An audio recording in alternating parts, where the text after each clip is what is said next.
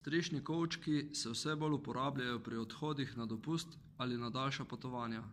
Pri njihovi uporabi je zelo pomembno, da jih pravilno namestimo, pri čemer moramo slediti navodilom proizvajalca. Nepravilna namestitev nam lahko povzroči težave med vožnjo. Kot lahko vidimo na posnetku, se ob nepravilni namestitvi kovček prične premikati, kar je zelo nevarno. Ne pozabite, ob uporabi strešnega kovčka je potrebno temu primerno prilagoditi hitrost. Paziti moramo, katere stvari nalagamo v strešni kovček. Nikakor to ne smejo biti težji predmeti, te naložimo v prtljažnik vozila. V nobenem primeru ne smemo preseči nosilnosti, določene s strani proizvajalca.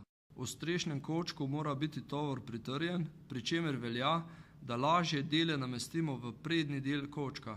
Ob upoštevanju vsega povedanega je manjša možnost, da se nam pripeti tole.